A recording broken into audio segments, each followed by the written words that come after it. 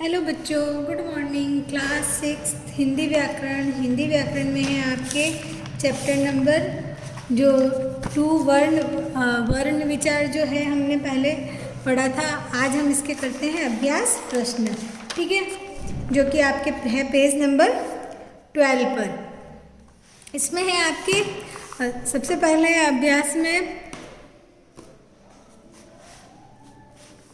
इसमें आपके सबसे पहले जो है सही विकल्प पर चिन्ह लगाइए, यानी कि जो सही विकल्प है उस पर आपको जो राइट का है निशान लगाना है।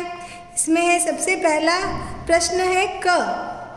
सबसे पहला प्रश्न क में है स्वतंत्र रूप से उच्चारित ध्वनियाँ कहलाती है। स्वर, इसमें विकल्प दिए गए हैं 4: स्वर, व्यंजन, मात्रा या अयोगवाह, ठीक है। तो इसमें है स्वतंत्र रूप से उच्चारित ध्वनियाँ क्या कहलाती है? स्वर, यानी कि स्वर वर्ण जो होते हैं इनका उच्चारण स्वतंत्र रूप से होता है, ठीक है। उसके बाद में है आपके ख। किस स्वर की मात्रा नहीं होती है? इसमें भी विकल्प दिए गए हैं 4: ई, री, अ, ए, ठीक है। तो इसमें है अ जो है नंबर 3 पर जो अ है इसमें इस स्वर की मात्रा नहीं होती है, ठीक है। उसके बाद में ग। स्पर्श व्यंजनों की संख्या है, यहाँ पर स्पर्श व्यंजनों की संख्या पूछी है। 22, 25, 27 या 50। तो स्पर्श व्यंजनों की संख्या कितनी है? 4। मैंने अगले वीडियो में भी आपको समझाया था स्पर्श व्यंजनों के बारे में। तो ये स्पर्श व्यंजन जो है 25, कितने होते हैं? 25, ठीक है, स्पर्श व्यंजनों की संख्या। उसके बाद में है आपके नंबर 2 पे आपके रिक्त स्थानों की पूर्ति कीजिए। तो इसमें पहला है क। वर्णों को मिलाकर क्या बनाए जाते हैं? शब्द बनाए जाते हैं। तो इसमें आपको क्या लिखना है? शब्द। वर्णों को मिलाकर शब्द बनाए जाते हैं। फिर है नंबर ख पर है आपके, ख है आपका वर्णों का व्यवस्थित समूह कहलाता है। तो आपको क्या लिखना है इसमें? वर्णों का व्यवस्थित समूह वर्णमाला कहलाता है। क्या कहलाता है? वर्णमाला, ठीक है। आपको पहले बता रखा है, वैसे तो आपको आते ही है ये, लेकिन फिर भी मैं आपको बता रही हूँ। फिर है अगला आपके है जिन स्वरों के उच्चारण में सबसे कम समय लगता है उन्हें, यानी कि आपको 3 प्रकार के स्वर बताए थे: ह्रस्व स्वर, दीर्घ स्वर, क्लुप्त स्वर। तो इसमें जो ह्रस्व स्वर जो था उसके बारे में पूछा कि जिन स्वरों के उच्चारण में सबसे कम समय लगता है उन्हें ह्रस्व स्वर कहते हैं, ठीक है। उसके बाद में है आपके ग। विसर्ग का उच्चारण की तरह किया जाता है। यहाँ पे आप रिक्त स्थान है, तो जो विसर्ग जो 2 बिंदी वाला था मैंने आपको यहाँ पे भी बताया था विसर्ग, ये है विसर्ग। तो विसर्ग का उच्चारण किसकी तरह किया जाता है? ह की तरह। कैसे किया जाता है? ह की तरह किया जाता है। बोलते ना प्रातः, वैसे मैंने आपको एक ही उदाहरण दिया था, ठीक है। उसके बाद में है प्रातः, नमः, पुनः, ऐसे बहुत सारे पीछे ह, यानी कि इनका उच्चारण करते समय पीछे ह की ध्वनि सुनाई देती है। उसके बाद में है नंबर 3, सही कथन के सामने सही का तथा गलत कथन के सामने गलत का निशान लगाना, यानी कि सही है उसके सामने राइट और गलत है उसके सामने रॉन्ग का निशान आपको लगाना है, ठीक है। इसमें है सबसे पहले है आपके क। क्या है? क। तो इसमें है वर्ण के 3 भेद हैं। इसमें आपके वर्ण के 3 भेद बताए गए, स्वर पहले दिए गए, स्वर, व्यंजन और अयोगवाह। तो आपको राइट लगाना है। उसके बाद में है आपके स्वरों की संख्या 11 है, बिल्कुल सही, स्वरों की संख्या 11 है। फिर है अनुस्वार का उच्चारण नाक से किया जाता है, बिल्कुल सही। उसके बाद में है घ, य, र, ल, व ऊष्म व्यंजन है? नहीं, य, र, ल, व अंतस्थ व्यंजन है, ऊष्म व्यंजन नहीं होते हैं। यह क्या है? अंतस्थ, इसलिए इसके सामने आपको रॉन्ग। ठीक है, उसके बाद में आपके नंबर 4, इसमें आपको निम्नलिखित के 3 उदाहरण देने हैं, यानी कि अनुस्वार, अनुनासिक और विसर्ग। आप और भी लिख सकते हैं, मैंने 3 उदाहरण दे रखे हैं यहाँ पे। अनुस्वार जो बिंदी वाले शब्द होते हैं, कंगन, बंदर, गंगा, पतंग, और भी आप लिख सकते हैं। और उसके बाद में अनुनासिक, जिसपे चंद्र बिंदु लगाया जाता है, वे अनुनासिक शब्द हैं। उसमें आपको मैंने 3 उदाहरण दे रखे हैं यहाँ पे, चांद, आंवला, 5, ऊंट, और आप भी कुछ लिख सकते हैं। ठीक है, अलग से आपको भी आते हैं तो वो अलग से आप लिख सकते हैं। उसके बाद में है विसर्ग। क्या है? विसर्ग, जो पीछे बिंदी लगाई जाती है, 2 बिंदी। ठीक है, जैसे नमः, पुनः, प्रातः, छः, ऐसे आपको भी लगाने हैं। ठीक है, बनाने हैं शब्द। उसके बाद में है नंबर 5, नीचे लिखे शब्दों में सही स्थान पर अनुस्वार या अनुनासिक चिन्हों का प्रयोग करके शब्दों को शुद्ध कीजिए। यानी कि जो नीचे लिखे शब्द हैं, तो इन पर आपको अनुस्वार और अनुनासिक चिन्हों का प्रयोग करना है। यह आपको स्वयं करना है। ठीक है, यह आपको खुद को करना है। यहाँ पे आपको, यानी कि बिंदी वाले शब्द हैं, उन पे बिंदी लगानी है, और जो चंद्र बिंदु वाले हैं, अनुस्वार वाले अनुस्वार और अनुनासिक, यानी कि इन दोनों चिन्हों का आपको प्रयोग करना है, यानी बिंदी और चंद्र बिंदु का। ठीक है, उसके बाद में है नंबर 6 पर, निम्नलिखित के 3 उदाहरण लिखिए।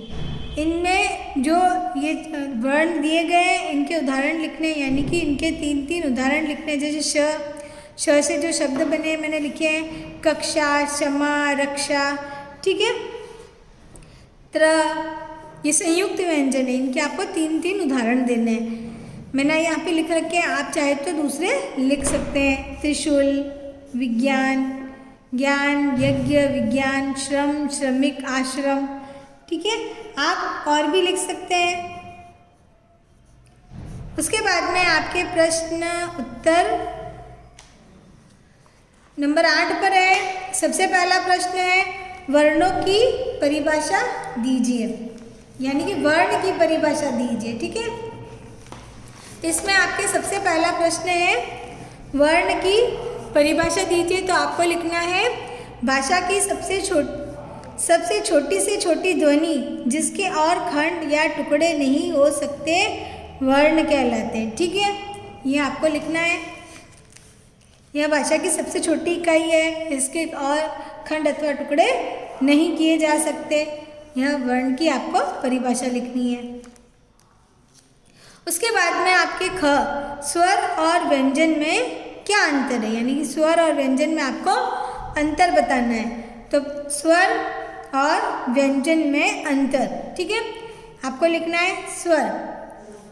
स्वरों को बोलते समय बिना किसी रुकावट के हवा मुख से बाहर निकलती है, पहला अंतर यह है। और व्यंजन, फिर आप व्यंजन का हेडिंग लगा सकते हैं।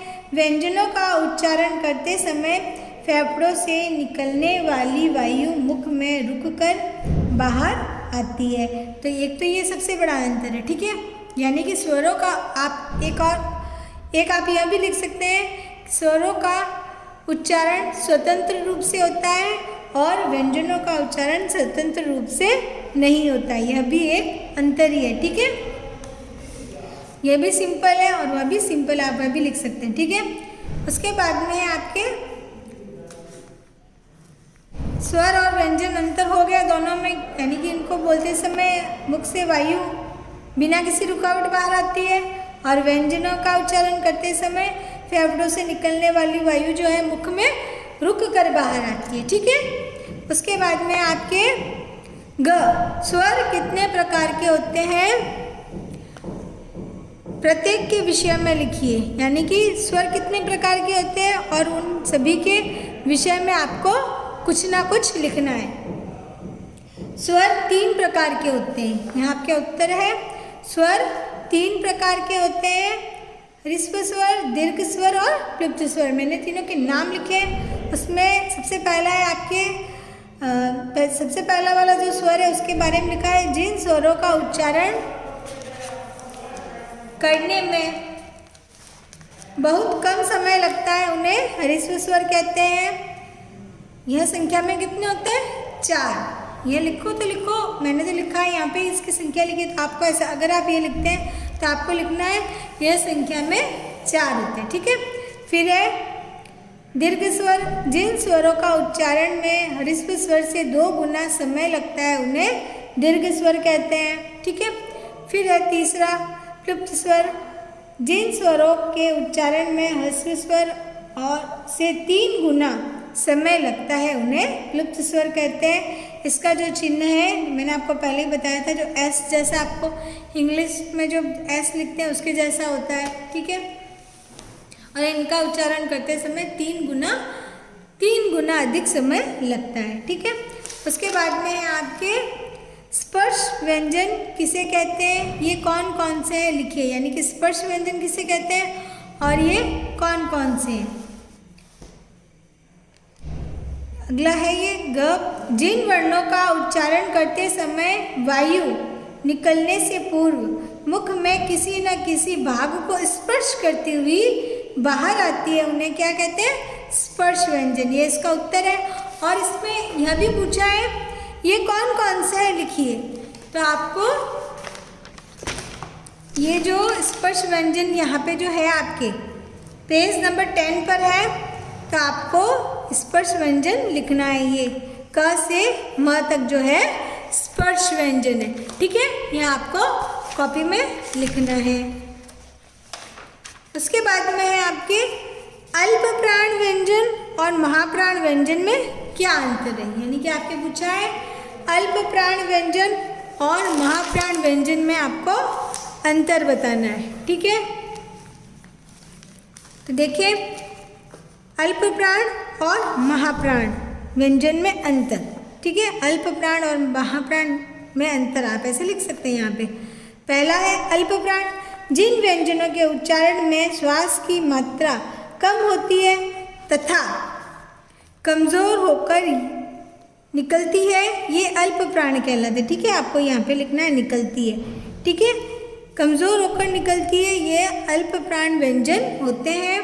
और महाप्राण, इन व्यंजनों के उच्चारण में वायु की मात्रा अधिक होती है तथा वेग से बाहर निकलती है। जैसा कि मैंने आपको चैप्टर में पढ़ाया था, तब भी आपको समझाया था अल्प प्राण और महाप्राण के बारे में। बहुत ही सिंपल है। जिन व्यंजनों के उच्चारण में श्वास की मात्रा कम होती है तथा कमज़ोर होकर निकलती है, ये अल्प प्राण व्यंजन होते हैं। और महाप्राण, इन व्यंजनों के उच्चारण में वायु की मात्रा अधिक होती है तथा वेग से निकलती है। ठीक है। ये आपके दोनों में अंतर हो गया।